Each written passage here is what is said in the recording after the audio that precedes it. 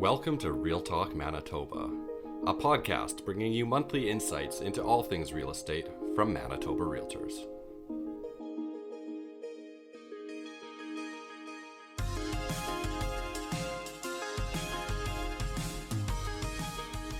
Well, thanks for joining us on episode 1, part 2 of Real Talk Manitoba. I'm your host, David Von Mayenfeld, and if you listened to part 1, you already know we had the opportunity to sit down with David Powell and Jennifer Bertholet to talk about the impacts of the pandemic on the real estate industry in Manitoba.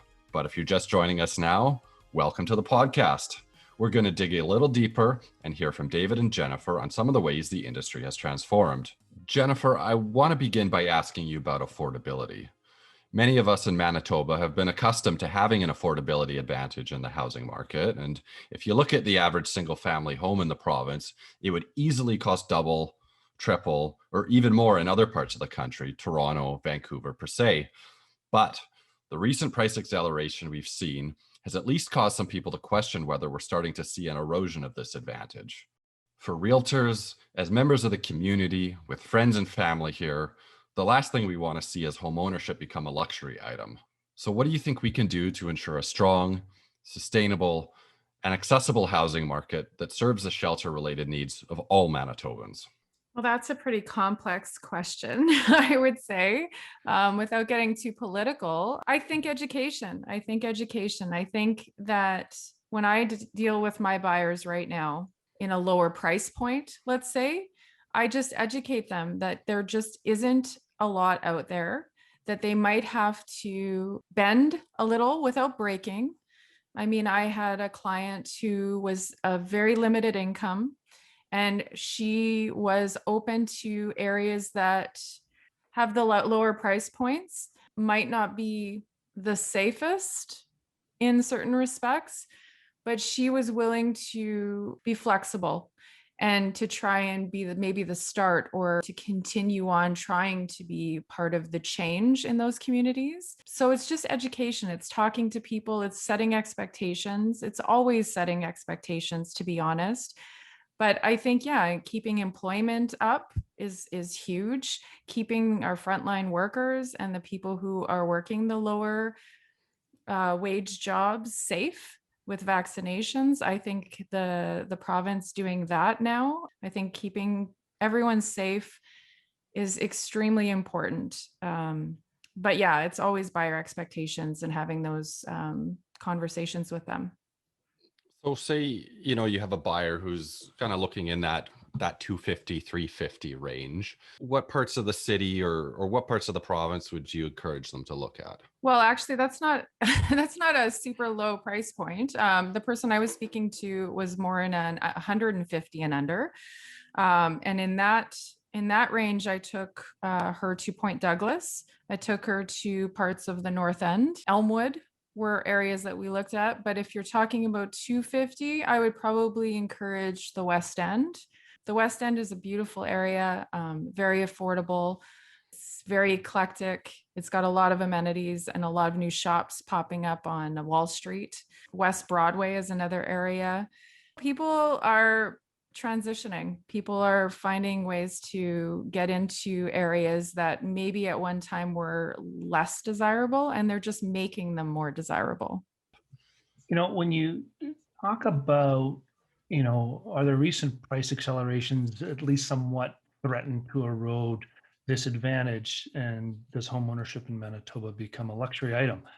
And are we serving, the community the best way we can for their shelter needs? And I truly believe we are. You look at some of the stats. These are a record number of sales in 2021. More Manitobans have bought homes this year than any other year. I did a little bit of research just before our podcast started, and I wanted to know how many homes from January 1 till today have sold under 50,000.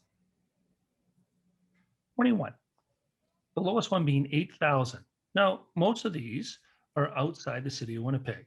So there is definitely affordable housing outside of the city of Winnipeg.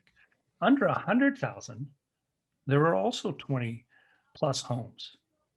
And as Jennifer mentioned, this home ownership, when these buyers go out into these areas of Point Douglas and Elmwood and the North End and parts of the West End and Brooklands, home ownership revives a neighborhood. So I believe Manitoba is on the right track. There is affordable housing out there. It exists. Manitoba is still one of the most affordable places in the country, not just the city of Winnipeg and not just the capital region, but the rural parts also. So in terms of housing needs for Manitobans, this is the place to be. I mean, come from a major market, Vancouver, Toronto, Calgary. It's like they've won the lottery in Manitoba. My US buyers love it here. They believe everything's 30% off. So this is highly, highly affordable, I believe. Yes, there's always going to be a factor of how can we meet every single Manitoban's needs. And there are programs and there are people and organizations out there that do work towards that type of housing and shelter needs for Manitobans. But for the most part, I think Manitobans in a great position to offer those real estate needs. I saw a survey last week, and the survey results said that nearly half of first-time buyers want a suburban home or a home outside the city core. Jennifer, have you seen a huge difference this past year compared to previous years in the type of homes and location that first-time buyers are looking for? Oh, absolutely. I think also factoring in the fact that most families have been locked in together into a home for this entire pandemic. I'm seeing people wanting to spread their wings outside of the city. I mean, I just sold a cottage in Winnipeg Beach that I think they may be trying to make 4-season, and there were 9 offers and it sold in 4 days. People are desperate for affordability, but also just to get away, get bigger spaces. You can definitely sometimes get more bang for your buck outside of the city limits. I have a buyer that's looking in Mitchell, Manitoba this weekend, because the house that she can get there would be twice as much here. So I absolutely agree that people are looking outside the city and the options are there. Absolutely. David, you mentioned in your previous response US buyers, and I feel like we could almost dedicate a whole episode to talking about out of province buyers. But I mean, building on what Jennifer said, are most of buyers like this looking inside the city or outside the city? Well, I find that the pandemic has caused a shift in some housing needs. Good example is we have builders right now building spec homes outside of the city of Winnipeg with home offices, not just a room, but building a high-end home office that companies now have realized that there are cost benefits of having their employees or their staff in their house. So I think to answer that first part of that question, there is a strong move to take that economic, that employment lifestyle into your house and outside the city. There's a level of affordability, right from housing prices to taxes. And I said earlier in my comment, distance from the services are always important. Now, they don't have to be city services. I mean, as Steinbach has seen strong growth right now, even in the Selkirk area with the expansion of the medical facility there. There seems to be strong growth there. When these kind of amenities start popping up in the rural parts of Manitoba, there's usually migration there. So when you say, building a home with a built-in office, I mean, are you talking about like staging a third bedroom, or are you talking about literally? No, this is over the top. This is, we're building Bluetooth into the room. We're building, built-in screens.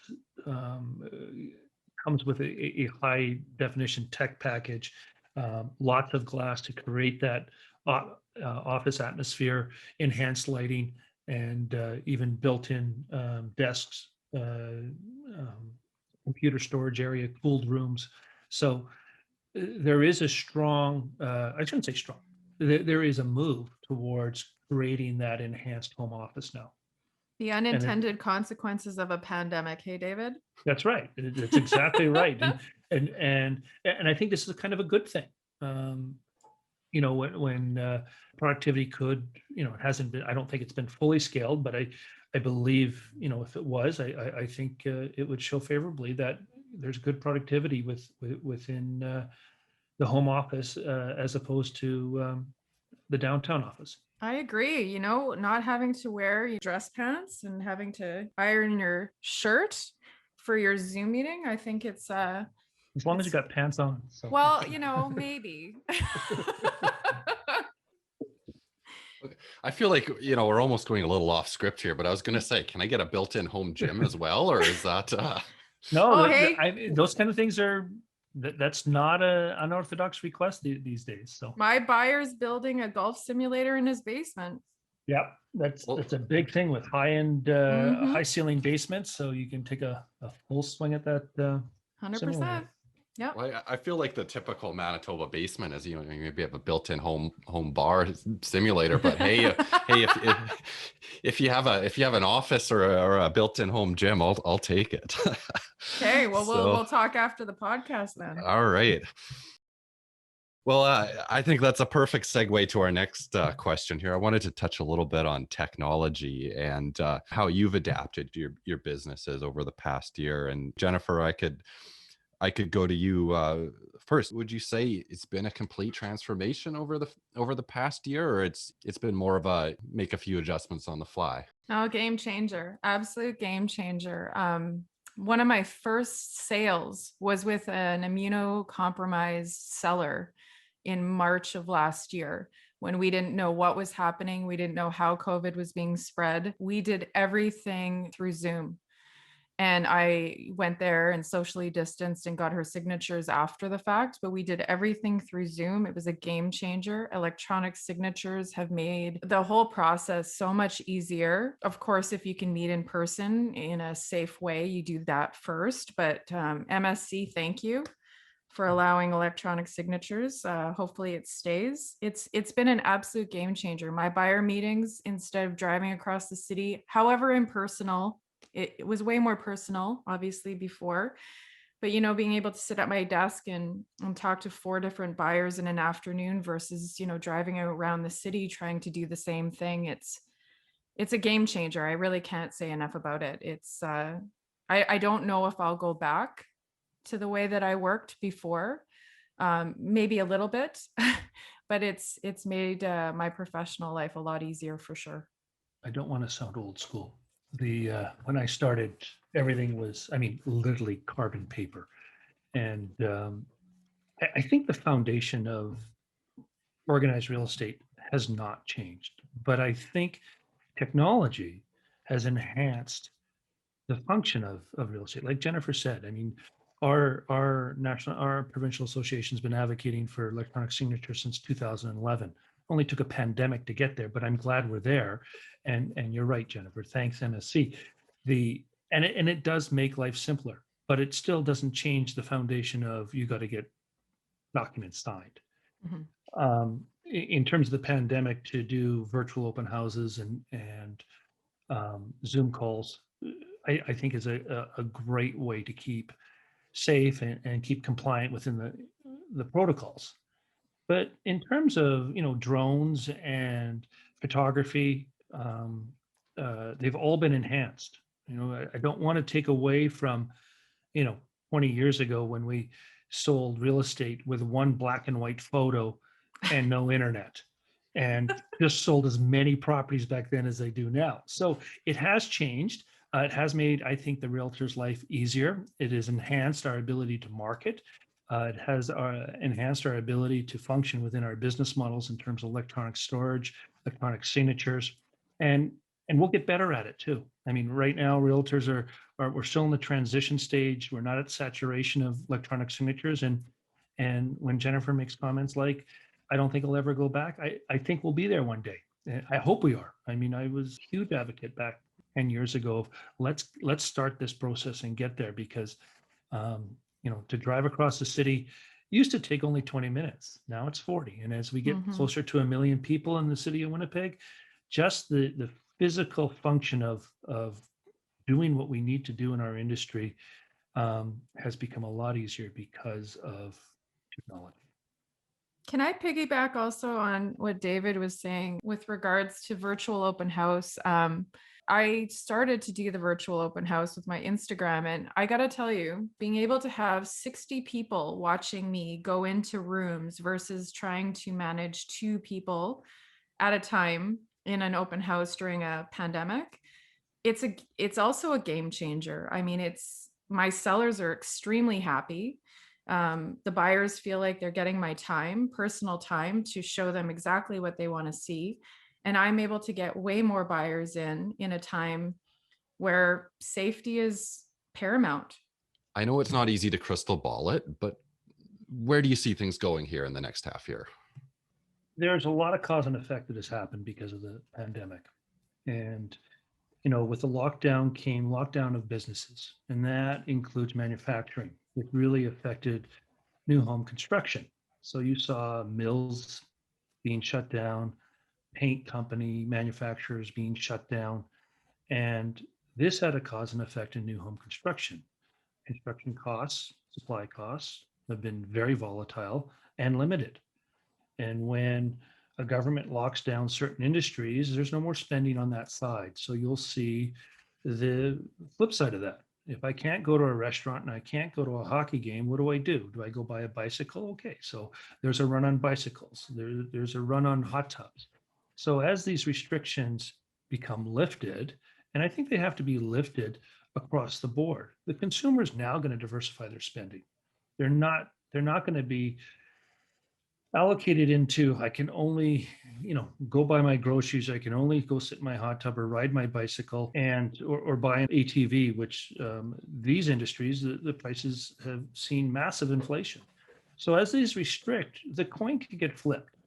Now, all of a sudden, I'm going to be spending money on travel, and I'm going to be spending money on entertainment. I'm going to be spending money on restaurants, all the things I couldn't, I will. So how does that affect our market? We might be in a reverse boat or a reverse situation where all of a sudden, great, now I can go out and do what I want to do. I want to make that move, a lifestyle change. I'm going to sell my house, and we will see more housing come on the market. It will be just a matter of time. I think it's going to be a slow trickle. So I don't like putting dates out there, but I know it seems like the benchmark is when the population, or a large part of the population, becomes vaccinated, that we should see this change. I really think there's a little bit more to it than that. I think employment has to come back to the table. I think all those people who were laid off in those manufacturing jobs, are they going to come back, or are they going to have an employment issue? So to forecast the situation, I truly believe that it's probably going to be a little bit longer than just having everyone vaccinated. Yeah, I mean, I agree with you. We talk about unintended consequences, but I think there's also been a lot of positive consequences that have happened. I've never seen more local love. I've never seen more small businesses kept afloat by local participation in their success. I think we're eventually, like David said, I mean, we're probably in a correction period, and I think eventually, I think we'll be balanced. And I can speak on behalf of myself alone and some of my realtor friends that I would welcome that. My sellers may not, but I would welcome that wholeheartedly. But the prices will be higher. There's no doubt about it.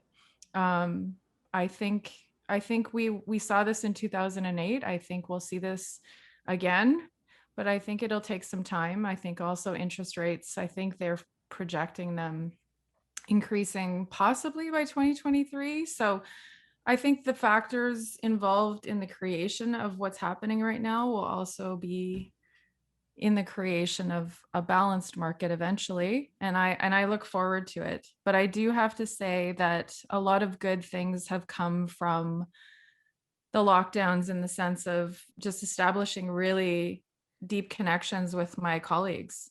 I mean, relationships have never been stronger in the market right now. It's really important that you have good relationships in this market, with it being as competitive as it is.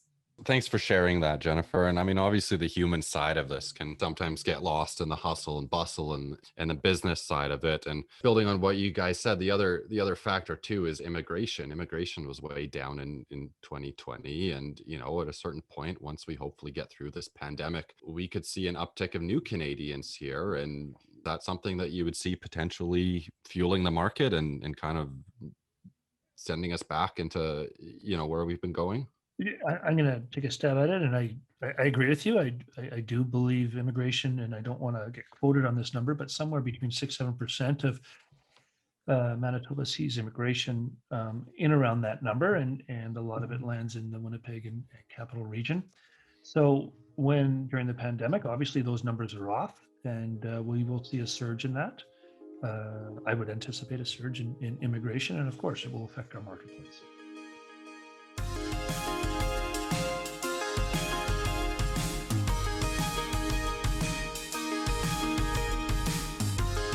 I guess before we wrap things up, I want to throw out a fun question or two. And can I ask you, as soon as these public health restrictions lift, where's the first place you want to go, and what's the first thing you want to do? The first thing that I would love to do once these restrictions are lifted, all the hugs. I would love to have hugs with all my friends and families. I'm a hugger, miss those a ton.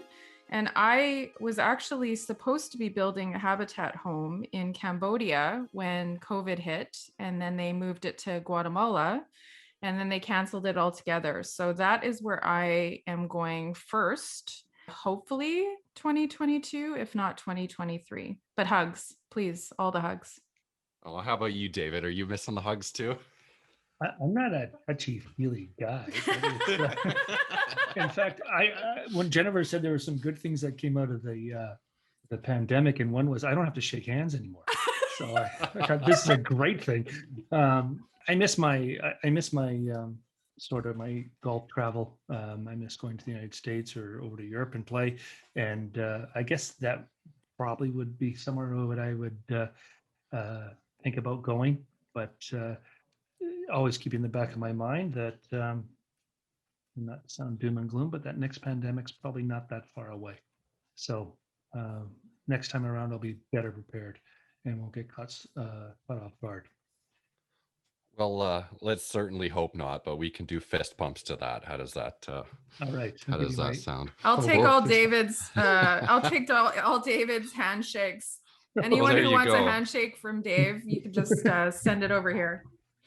There you go. Well, Jennifer, you should put that on your Instagram. You should put up free hugs when you sell a home. I don't think that's a good idea at all. Actually, no, because there's a referral fee if you're taking my client's handshake. My goodness. But anyways, yes. Okay. Well, like I said, it's been an absolute pleasure hearing from you guys. Your thoughts, your insight, your experience has been absolutely invaluable. As I mentioned in the kickoff, this is the first ever episode of Real Talk Manitoba, and we are incredibly excited to launch this podcast series. So on behalf of everybody at the Manitoba Real Estate Association and our Global Business Council, David Powell and Jennifer Berthollet, thank you so much for joining us. Thank you.